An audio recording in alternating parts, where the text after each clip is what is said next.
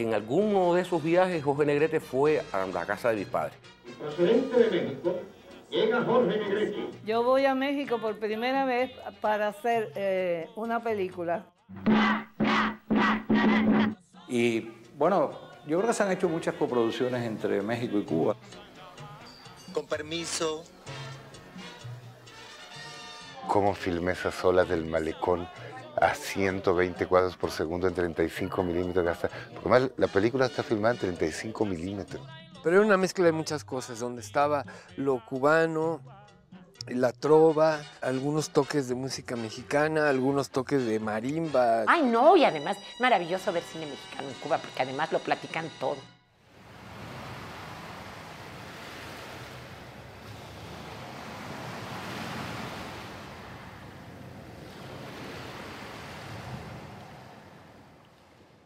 México infirió mucho en Cuba y Cuba en México. Esta importancia la tiene la vida diaria. Acuérdate, Paco, si ganamos la copa es para ti y el dinero es para mí. No pienses más que en las lanas. Primero procura ganar, ya después vivirás. No, Paco, yo tengo mucha necesidad de ese dinero.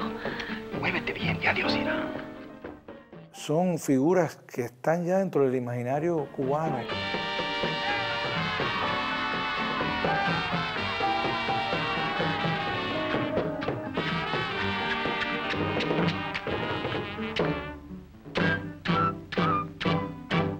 El cine mexicano tiene en Cuba un público mayoritario. Gustan mucho las películas mexicanas de todas las épocas.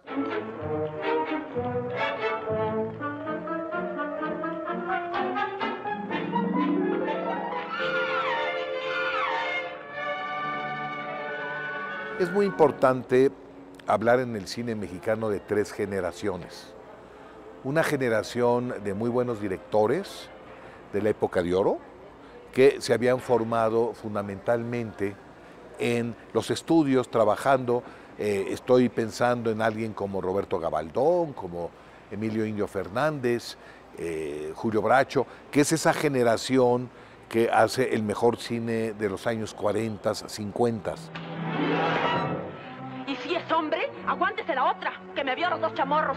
Pelado este.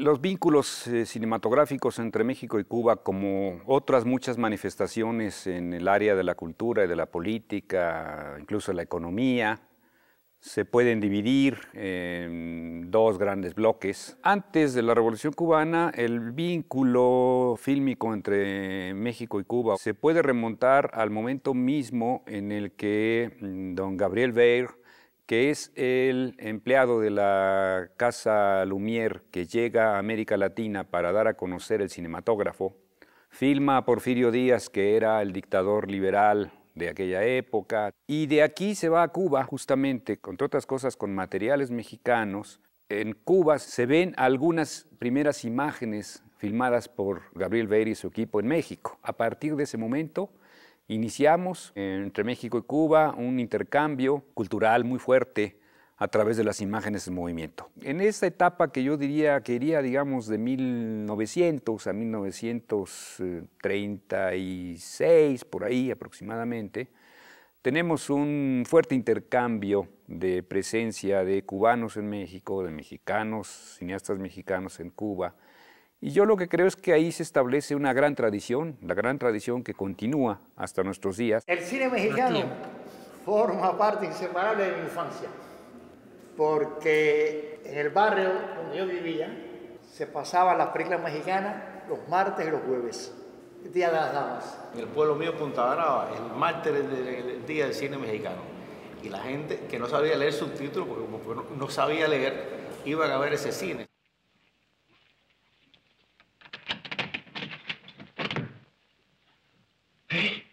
Buenas noches. ¿Usted gusta? Muchas gracias. ¡Salga usted de ahí! No, aquí estoy bien, muchas gracias. ¿Por qué no entraste? Aquí hay galletitas, hay coñaquita y puritos. Gracias, gracias. No. Acabo de cenar. Pues sí, yo también acababa, pero pues... Sí, uno. yo también. ¡Salga usted de ahí, le digo! Bueno, así, de buen modo, sí salgo, con permiso. Y me vas a perdonar que me retire, ¿verdad? Pero ya se me hizo tarde. Sí. Tener que ver qué... Era el cine de Cantinflas, y de Pedro Infante. Pero se pasaba en el cine. Sí. Ah, porque para mí es de la infancia también, pero en la televisión. No, claro. O sea, yo recibí toda esa influencia, claro, pero a través de la en el televisión. 61, yo en el 39. Entonces yo llego al cine mexicano en los años 45, de verdad. 47, 48. Pero fíjate que Jorge Negrete, María Félix, Gloria Marín, Pedro Infante, esa gente están en el imaginario popular de todos los cubanos. Y arraigan profundamente en eso que se llama el imaginario, las mentalidades cubanas, junto con las de otros países. Cuando ellos viajaban a Cuba a hacer presentaciones, eran aclamados. En alguno de esos viajes, Jorge Negrete fue a la casa de mis padres, que mi padre era el que lo traía para los shows, y todo el barrio, en la calle, en la puerta de la casa, teniendo que llamar a la policía para parar. Eso tiene que haber sido en principio de los años 50. Por vía aérea y procedente de México, llega Jorge Negrete, el astro del cine azteca, quien es recibido en el aeropuerto de Rancho Boyero por su bellísima esposa Gloria Marín. También destacada figura del séptimo arte, se encuentra filmando en nuestra capital. Cuando veíamos las recaudaciones del cine norteamericano y veíamos las recaudaciones del cine mexicano, el cine mexicano se iba por encima. Aquí había una productora, una distribuidora en Cuba, que se llamaba Pelimex S.A., que era la que distribuía la mayor parte de las películas. Pelimex tenía 4 pisos, en comparación con las distribuidoras de películas norteamericanas, que eran unas casitas pequeñas. Todo ese universo de los años 30, 40, en que México y La Habana, ¿no? Que por un lado estaban inventando, en La Habana estaban inventando lo que iba a ser el melodrama radiofónico y televisivo, ¿no? Y en México venía esta explosión de lo que iba a ser la época dorada del cine mexicano, iban y venían. Juan Orol, que estuvo un tiempo acá, luego se fue para allá, iban y entonces digo, hubo un contacto muy íntimo. Y lo que a mí me llama la atención más es que haya sido este fenómeno más cubano que de otros países, porque también, claro, hubo intercambio de cine mexicano con muchos otros países, coproducciones, etcétera, pero no con la intensidad, ni con la cantidad, ni con la calidad de las películas que se filmaron entre los equipos cubanos y mexicanos. Bueno, llegó a México a trabajar el gigantesco Benny Moré.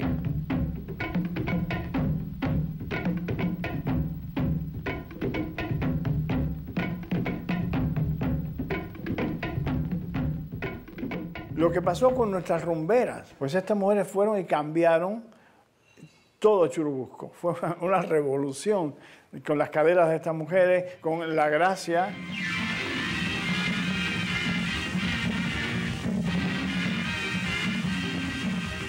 Las rumberas del cine mexicano eran cubanas. Y la influencia de que esas rumberas crearon en cada película era determinante, porque cuando tú ves a Nirón Sevilla, ahí está Cuba. Amalia Aguilar, ahí está Cuba. María Antonieta Pons, ahí está Cuba, y crearon esa relación entre los actores mexicanos, el tipo de cine que se hacía. Inclusive Ninón Sevilla es autora de casi todas las coreografías de sus películas.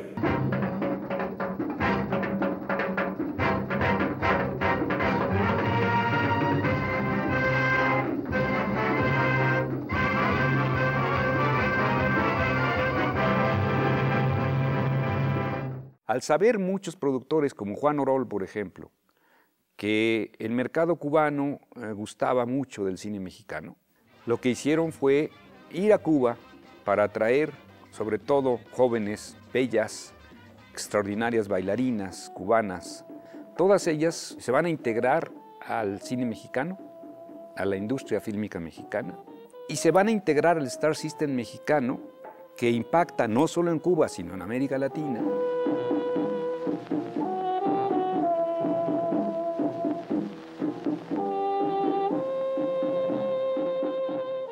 Y yo lo que sostengo es que en México se hizo buena parte de todo el cine que no se pudo hacer en Cuba en esos años.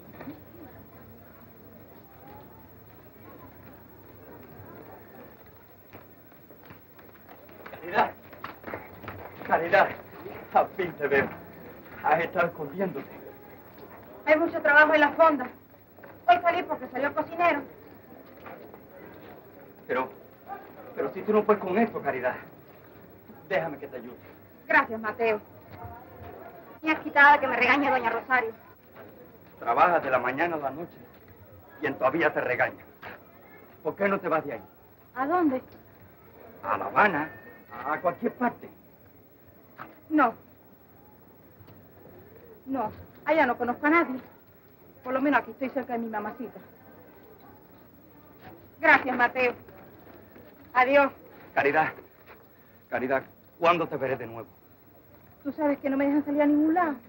Adiós, Mateo. Aquí en Cuba hubo muchos actores y actrices que actuaron allá. María Rosario de Santana, Rosita Forné. Está usted como las guaguas de las 12 del día. Ah, sí, ¿cómo están las guaguas de las 12 del día? Llenitas por todos lados. Bueno, amigo, salud, y si es usted tan bueno. Todas ellas llegaron a incorporarse al cine mexicano, a utilizarlo como plataforma para desarrollar ciertas maneras de la cultura cubana. Pues, ninguna de ellas que yo sepa o recuerde perdió el acento. Yo voy a México por primera vez para hacer una película, que fue Cantinflas el que habló con mis padres para que yo fuera. También yo hice una coproducción con Tintán, que se llamó Tintán en La Habana, ¿no? Esa fue muy simpática película. Semilla la maraca para que suene, échale semilla la maraca para que suene. Ya, ya, ya, ya, ya. Pídele prestado el yoyo a Teresa, pídele prestado el yoyo a... Siempre.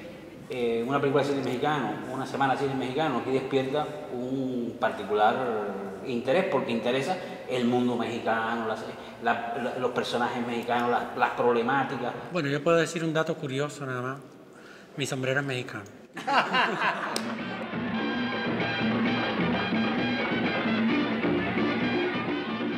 A los inicios de la Revolución Cubana, el recién fundado ICAIC recurre de nueva cuenta a México para iniciar parte de sus labores de producción y de difusión de un nuevo cine cubano.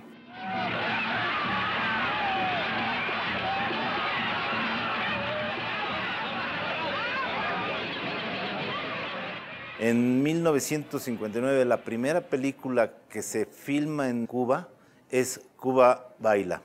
Fue dirigida por Julio García Espinosa y producida por el productor mexicano Manuel Barbachano. Y sale la primera película, Historias de la Revolución, me quedó la impresión de que la influencia del cine mexicano en el cine cubano era bastante grande. Yo no sé si es porque el director de fotografía era mexicano, el operador de cámara era mexicano, pero cuando veo películas como Historia y cuando veo una película como Lucía, siento que el cine mexicano en un % está presente en el cine cubano. Tú tienes deberes más importantes que cumplir, Lucía. Una gardenia. Una gardenia. Dame una gardenia, mamá. Dame una gardenia. En el cine de Humberto Solá hay cine mexicano. Hay una presencia del cine mexicano. En el cuento de Lucía 95 hay cine mexicano. ¿Podemos huir? ¿Huir? ¿A dónde? No sé, a cualquier parte. A un lugar donde podamos ser libres, amándonos. Al cafetal. ¿De verdad te irías conmigo al cafetal? ¿Conoces el camino? En el que tú no sabes exactamente dónde está la dosis mexicana y dónde está la dosis cubana, por ejemplo. Parece 50-50%, está muy equilibrado, y entonces ya es algo nuevo. Hay una liga brutal, constante, de hermandad cubana. A título personal, insisto, Lucía me cambió totalmente la jugada de este cine, llamémosle incluso imperfecto, cine muy vivo, muy cercano. Por ejemplo, La muerte de un burócrata es una película que tiene una influencia también muy grande dentro del cine mexicano. Sí, traté de comprar un par, pero me dijeron que como yo no era niño... Mire, llene aquí. Bien. Mire, vaya a la mesa número 12. Gracias. Señorita, mire.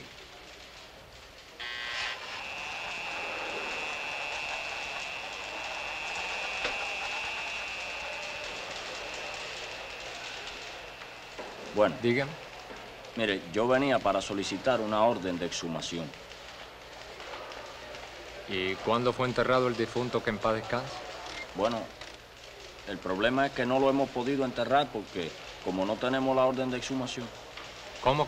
La muerte de un burócrata, que esa película me marcó mucho por su sentido del humor tan negro, por toda la picardía de la que habla del pueblo cubano, ¿no? Que hasta la fecha sigue siendo una tradición, esa picardía, ese ingenio. Son dos películas que todavía aquí dan de qué hablar para cualquier cineasta, que son Memorias del Subdesarrollo, de Tomás Gutiérrez Galea, y Lucía, de Humberto Solá.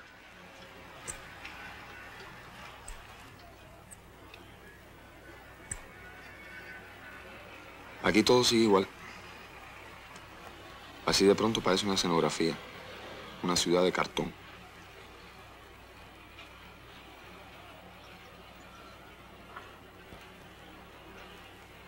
El titán de bronce. Cuba libre e independiente. ¿Quién iba a sospechar todo esto? Sin el águila imperial. Y la paloma que iba a mandar Picasso. Muy cómodo eso de ser comunista y millonario en París.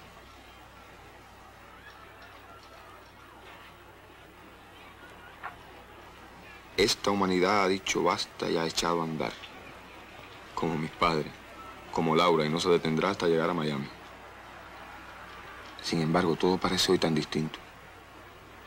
¿He cambiado yo o ha cambiado la ciudad? Esos dos puntos culminantes del cine cubano de los años 60, que para mí es el mejor cine cubano de todos los tiempos, el que se hizo en esos años. Manuel Barbachano, que hacía aquí en México el Noticiero Continental, creo que se llamaba, antes de la Revolución empieza a hacer en Cuba el Noticiero Latinoamericano.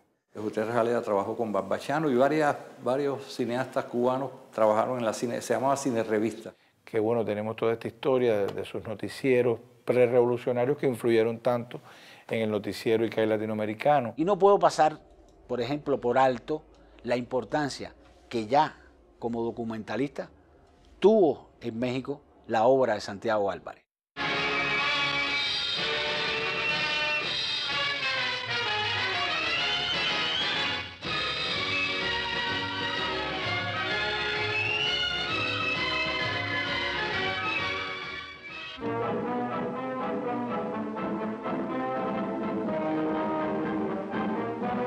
El Departamento de Divulgación del ICAIC, a través de sus unidades móviles, ha llevado en lo que va de año las mejores expresiones del arte cinematográfico a más de 500.000 personas en toda la República. En estas escenas vemos una de dichas unidades.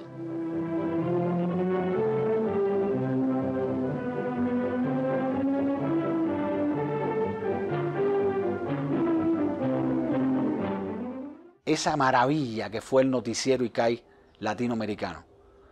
Es decir, no en muchos lugares del mundo se le dedica tanto tiempo a un documentalista como aquí en México se le dedica a Santiago. Entonces, esas son cosas que de alguna manera ayudan a la formación de los nuevos valores del cine mexicano y es una humilde contribución que hace Cuba, ¿no? A través de sus grandes figuras, como este caso, Tomás Gutiérrez Galea, Humberto Solá y Santiago Álvarez.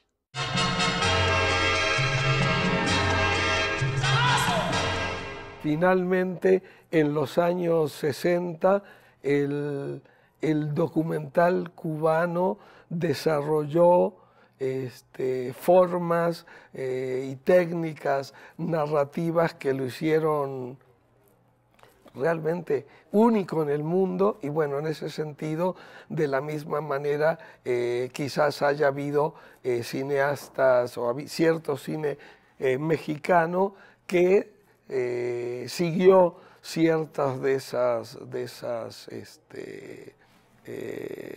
líneas de trabajo. Para mi generación fue fundamental el conocimiento del cine cubano, el cine cubano que viene después de la Revolución, porque de alguna forma estamos pensando ya en cineastas universitarios que reciben esa influencia a partir de los cineclubs, de las salas de arte, sobre todo de la Universidad Nacional de México. En los años 70, por ahí 73, 74, que entré a la escuela de cine, pues era una referencia muy fuerte todo el cine cubano, venía con toda la fuerza de que ya tenías a Lucía, Memorias sobre el Desarrollo, las películas de Tomás Gutiérrez Alea, todo el trabajo documental de Santiago Álvarez. Ese nuevo cine cubano tiene una gran influencia en el nuevo cine latinoamericano. En un proceso que en el caso de México tardó un buen tiempo, ¿no? En consolidarse ese nuevo cine mexicano, se consolidará ya plenamente de nuevo en la industria cuando en el gobierno echeverrista el Estado asume parte de la producción fílmica. Eso traerá a su vez como consecuencia que, por ejemplo, se filme en México y en Cuba esta película que es una coproducción tripartita, Mina, Viento, Libertad. Perdonen, señores. Pedro, si ustedes se van, estaremos más seguros. ¿Y si no aceptan? Entonces tendremos que hacer lo que doña Rita dice. Me acuerdo que trabajé en la película Mina, Vientos de Libertad, La Viuda de Montiel, por ejemplo, donde había una relación en cuanto a la tecnología del color, del laboratorio. Y también una película con Jaime Humberto Hermosillo, que en una secuencia hubo que hacer un departamento debajo del agua, en la señora Folberg. Ay, no, y además es maravilloso ver cine mexicano en Cuba, porque además lo platican todo. En María de mi Corazón, que ya ves que está la hablada, famosa hablada por teléfono, que me cuelga Héctor Bonilla, un gran actor mexicano, que me cuelga cuando yo estoy en el manicomio. La gente dice, oh, Dios mío, por tu madre, chico, pero no sé, pero yo hasta decía, pero de veras les impresionó. Después me di cuenta que les impresionaba todo, ¿no? Se meten en la película, lo comentan, ¿no? Igual en La Guagua, que van comentando. Y bueno, yo creo que se han hecho muchas coproducciones entre México y Cuba. Con permiso, no pude resistir la tentación.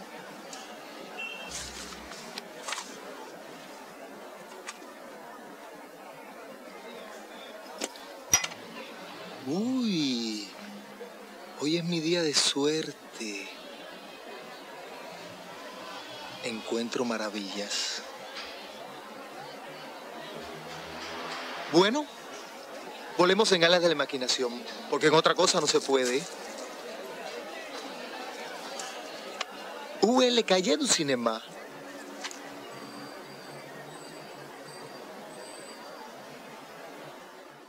El episodio más afortunado fue haber conocido a Titón. Bueno, ahí en la medida de lo posible siempre colaboré con Fresa y Chocolate, Guantanamera, etc. Lista de Espera, Reina y Rey. En fin, es grande el número de películas en que México ha participado como coproductor con Cuba.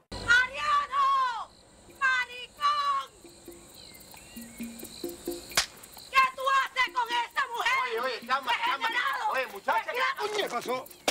Me hubiera encantado hacer alguna película en Cuba, yo hubiera sido feliz.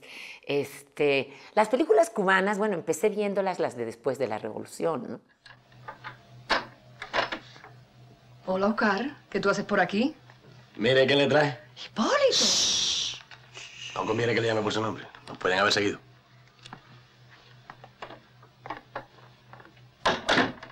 Yo creí que estaba sola. Pero, si es de confianza, ¿tú lo conoces? Ah, ¿qué tal? Ay, ¿Cómo le va? figúrese. Pero si es tipo... No le llamen por su nombre, sería peligroso. El señor acaba de llegar de Miami. ¿De Miami? ¿De Miami? Entonces... Sí, cuestión de día. ¿Y por qué? Bueno, necesitamos organizar el nuevo gobierno provisional. Pero, ¿ahora va en serio? ¿Y él? Él. Ahí donde usted lo ve. Hipólito. De los órganos importantes del cine en Cuba, como es el festival, como es la Escuela Internacional de Cine, como es la misma fundación del cine latinoamericano, han estado íntimamente relacionadas con México. Se conforma la Fundación del Nuevo Cine Latinoamericano y ahí se toma la iniciativa de crear la Escuela Internacional de Cine y Televisión, básicamente por Julio García Espinosa, por Fernando Birri, por Gabo. Así que me tocó ser pues miembro fundador de la ICTV o Escuela de Cine San Antonio de los Baños. En nuestra generación éramos 85 y había gente de toda América Latina, pero había de África, de países que no conocíamos, sí, claro, que no... Burkina Faso, Sierra Leone, Cabo Verde, Benín. ¿No? Qué interesante. Entonces era así como, o sea, la escuela, digo, lo sabemos todos, no es un gran crisol, es una Babel constante, ¿no? Donde aprendes muchísimo, es una gran experiencia humana y yo creo que solo en Cuba podría haber sido.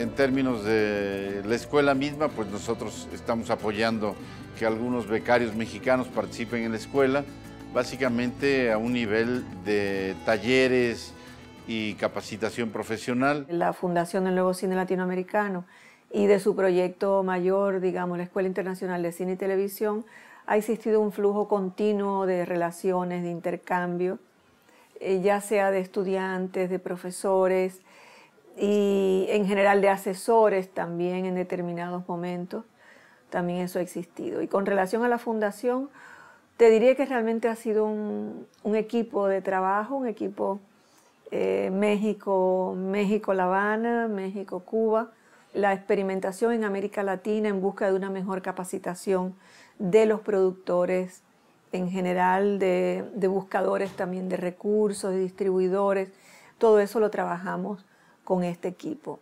Así se creó también una extensión del taller de García Márquez en la Escuela Internacional de Cine y Televisión, un taller que se llama Cómo se cuenta un cuento, y se creó una extensión en México ya a finales de los años 80, con la filial cubana, de la filial mexicana que se había creado de la fundación.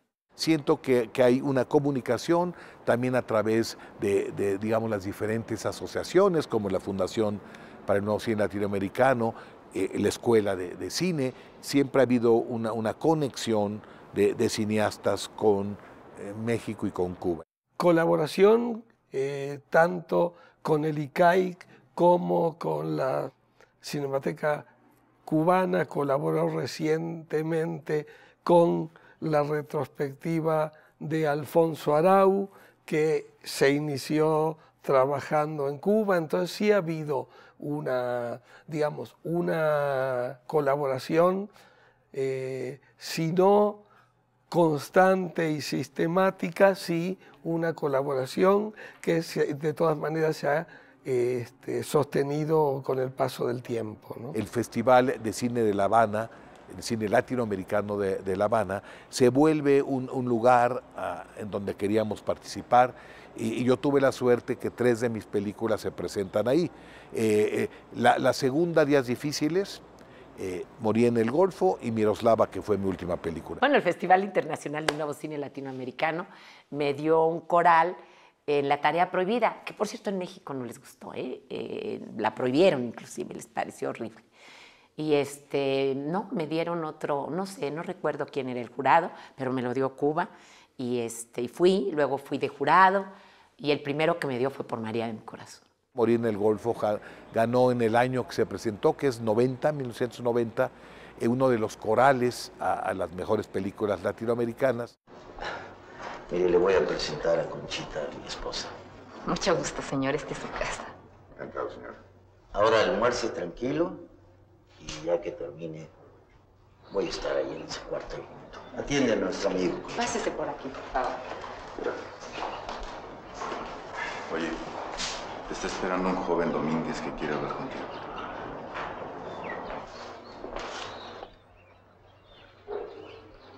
Gracias. ¿Conoce usted Ciudad Juárez? Sí, ¿por qué? Yo cantaba en La Cucaracha. ¿En La Cucaracha? Yo la conocí. Mi show era un éxito todas las noches. Hasta que Fito me conoció y me encerró. ¿Se encerró? En sus brazos. Y Miroslava, que se ha de haber presentado 92 o 93, gana el premio al mejor fotógrafo Emanuel Lubezki por la fotografía de Miroslava. Qué gusto, Miros. Hola, Sofía. Qué gusto. Te presento a Jesús Jaime. Encantada. Mucho gusto. Pero pasen, por favor.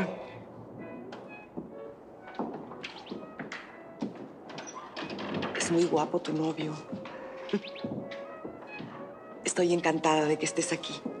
Has convertido la casa en un verdadero jardín. ¿Te gusta? Mi papá.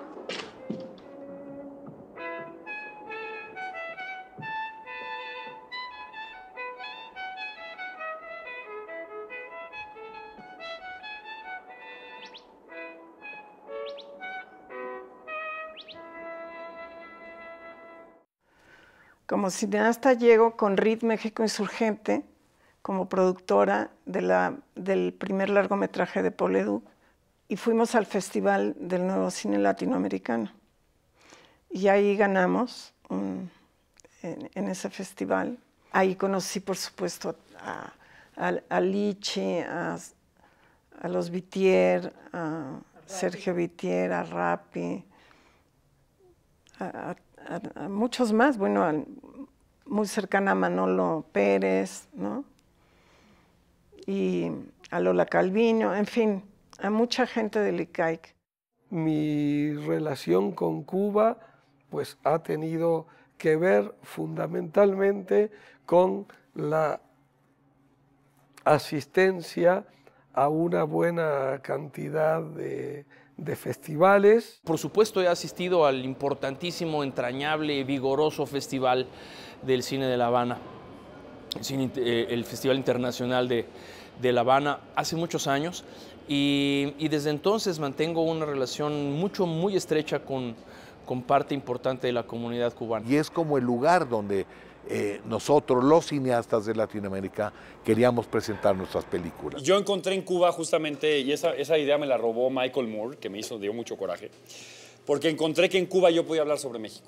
No, o sea, en lugar de hacer una película sobre México en México, creo que al irme a un lugar tan cercano y tan distante por muchas razones, sobre todo ideológicamente, y con un amigo empezamos a pelotear la idea, le dije, es que amigo, un día van a llegar balseros mexicanos a Cuba. Y empecé yo a contar el chiste del mexicano que se iba a Cuba. Entonces todo el mundo le hacía mucha gracia el chiste y un día un productor me dijo, oye, tienes que hacer una película de eso. Este es el mexicano.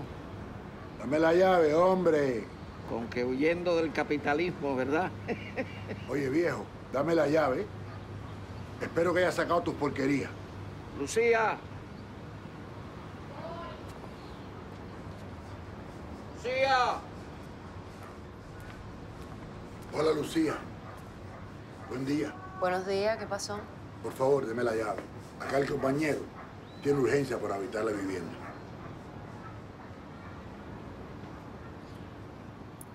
Este la había informado, ¿verdad?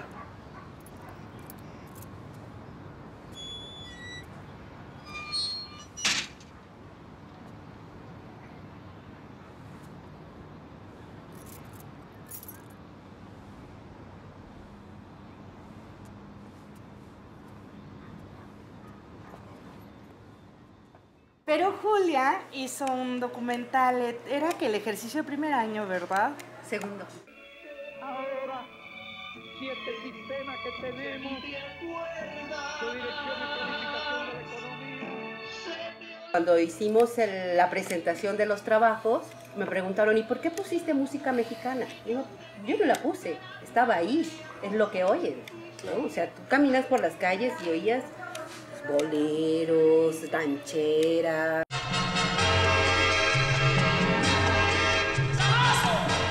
En los 90, que hice la película Un embrujo de Carlos Carrera y José María Vitier nos hizo toda la banda sonora. De Pactalilo. King Adiktech. Yakuna, Eliseo. Ka, Utsakten Ulich.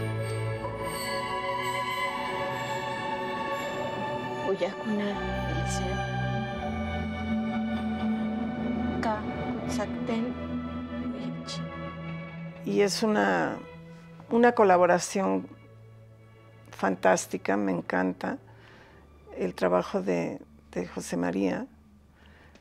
En general hay grandes músicos en Cuba y eso es una maravilla.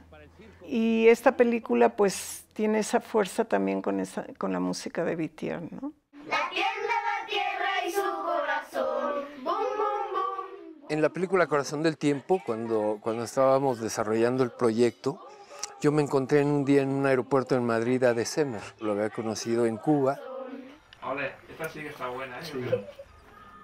Porque no solamente se hizo una música, así que bueno, ya una vez terminada la película se hace la música y se le pone, ¿no? Como generalmente muchas veces se hace, sino que ellos participaron desde mucho antes. Semer vino a Chiapas, trajo a Kelvis, conocimos pues, los pueblos y donde se iba a desarrollar la historia de Corazón del Tiempo, nos metimos a la selva lacandona, conocieron a los zapatistas. Bienvenidos compañeros y compañeras. Y también a los zapatistas pues se les hizo muy interesante que estuvieran unos cubanos ahí trabajando con la película.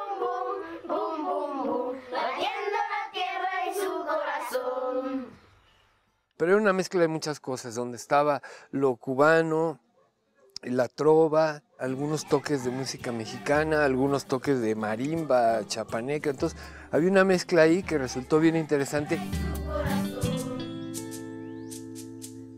Para mí es una experiencia muy grande ese sonido, ¿no? Que es un sonido de la selva. Dije, qué maravilla conocer un festival de cine y conocer La Habana. Y por supuesto llegué y bueno, caí perdidamente enamorado de La Habana, de la gente, de los niños, de los colores, de la comida, del ron, de todo. Y estuvimos ahí con Alberto una semana divertidísimos. 2 años después, Ben Ibarra me invita a hacer un videoclip como director, cosa que también es muy extraña porque yo no era director, yo era fotógrafo. De repente se parece un angelito, ¿no?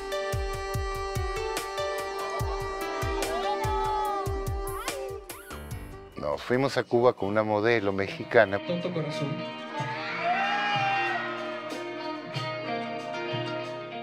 Y me llevé a la coprotagonista de ¿Quién diablos es Juliet?, que es Fabiola, la michoacana de ojos verdes.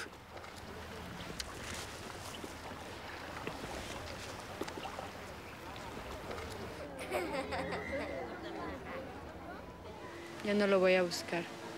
Ya lo busqué suficiente. Lo que tuvo de original Juliet propuso que el documental deje de ser, digo en este caso porque estamos hablando de un tema, es diferente, que el documental deje de contar historias en pasado. Teníamos que hacer una toma con la señorita Juliet, pero como la señorita Juliet no pudo venir, tuvimos que buscar una Juliet artificial. ¿Pero quién la pintaba el pelo de negro? Píntenselo de rubio. Juliet sucede en vivo, o sea, todo sucede en tiempo real. Y eso fue lo que fue muy sorprendente, ¿me entiendes? Una película muy afortunada, bueno, los cubanos, cómo me divertí, cómo los gocé, cómo filmé esas olas del malecón a 120 cuadros por segundo en 35 milímetros. Porque además la película está filmada en 35 milímetros.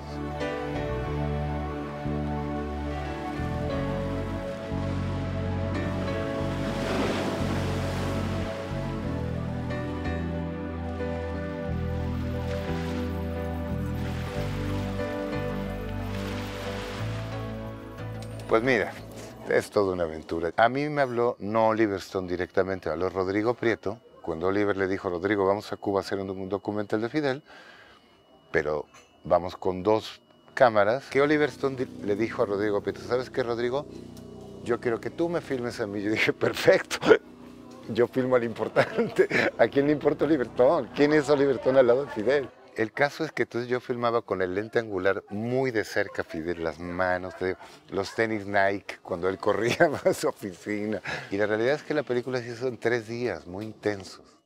Creo que hay películas que han tenido una repercusión mayor en los últimos tiempos, como Fue el caso, entre los más recientes, de Conducta, una película que por su temática, por su manera de abordar, digamos, la realidad actual cubana, llamó realmente mucho la atención.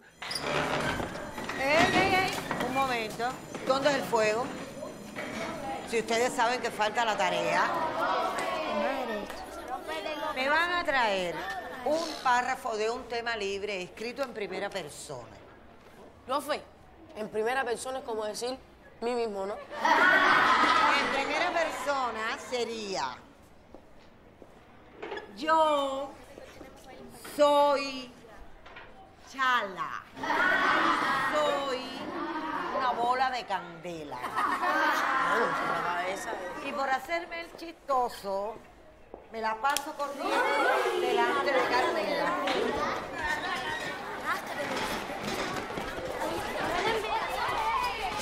No hay nadie, Richard.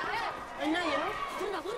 Hubo también títulos destacados que tuvieron, por ejemplo, presencia en Cineteca, como Suite Habana, como La Edad de la Peseta.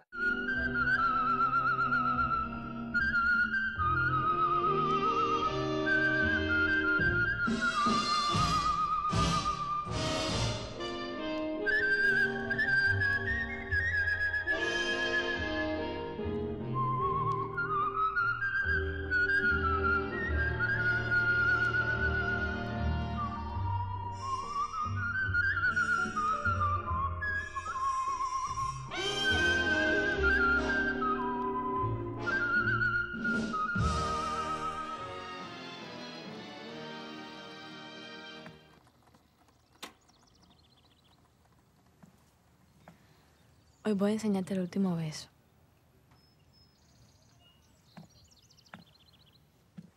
¿Alguna vez has chupado una naranja?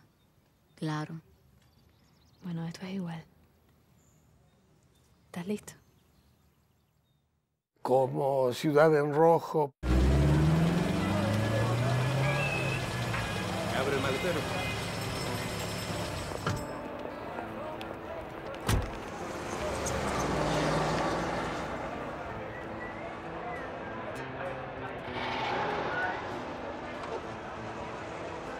Esta ciudad no es para Saco y mucho menos para Casimir.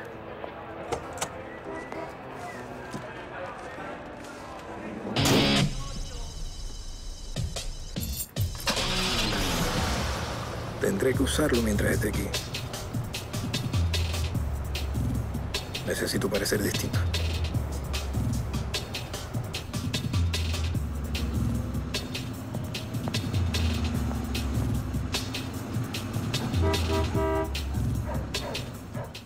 Alguna película de Chijona. Mi clientela es del patio. Señores maduros, viejitos respetuosos. Y como mi oferta es en moneda nacional y a bajo costo, me alcanza y me sobra para vivir tranquila. Y a veces la paso bien. Te admiro. Yo también. Digo que yo también me admiro. Me hace falta que me hagas un favor. Claro.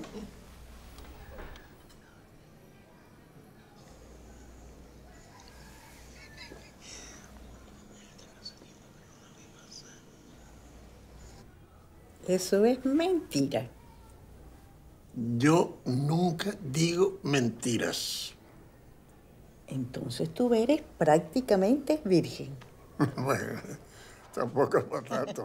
Creo que sí ha habido una presencia constante, ¿no? Recuerdo perfectamente películas de Gutiérrez Alea. Lo que valoro del cine cubano, tengo muchísimos recuerdos. Por ejemplo, te puedo decir que tuve un director que se llamó Gonzalo Martínez y que hizo toda su carrera en Cuba. A lo largo de la historia, el cine cubano siempre nos ha traído historias interesantes, y con un punto de vista muy especial, ¿no? El cine cubano me ha gustado bastante, claro, mucho. Y a mí me encanta el cine cubano, porque tiene unos recursos fantásticos. Todas las imágenes que vemos ahí tienen muchísimo ingenio. A mí el cine cubano me encanta, me parece una de las cinematografías más fuertes de América Latina. Con muy buenos actores y buenos guiones. Les recomiendo mucho Fresa y Chocolate, por ejemplo. Me parece una cosa trilladita, pero está muy padre porque habla de algo así, como lo que están viendo, de dos sabores. Un problema que tiene es que le hace falta siempre tener más difusión y siempre que hay oportunidad, pues corro a verlo, ¿no? El tema de las relaciones de México con Cuba, como les he dicho desde que empecé, es muy diverso, es muy amplio, no se puede cerrar a un aspecto, entran muchos elementos que tienen que ver con la historia de los dos países, pero sobre todo con la historia de los pueblos de los dos países. Qué hermoso es México, qué lindo es. Es uno de los países más bellos que hay en toda la América. México está unido a nosotros en una forma muy grande, históricamente en todos los aspectos. Soy de Veracruz, entonces me identifico plenamente con los cubanos. Somos hermanos, hay siempre una gran atención hacia Cuba, un gran cariño. Y es uno de los países que más amo, realmente.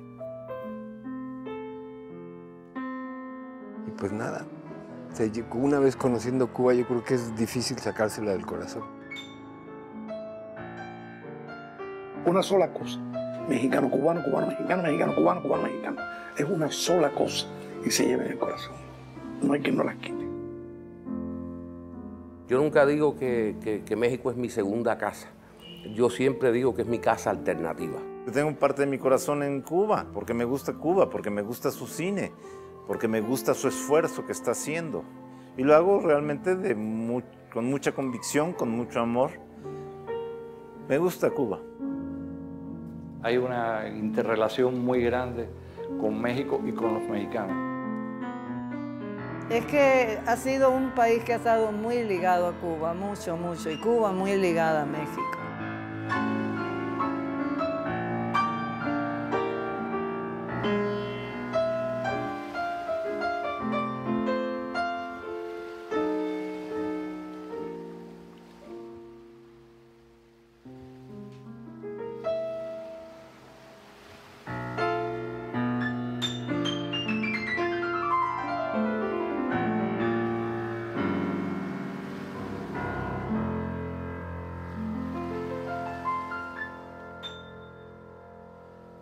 Hace poco contaba que me sorprendí cantando el himno nacional de México de esta manera.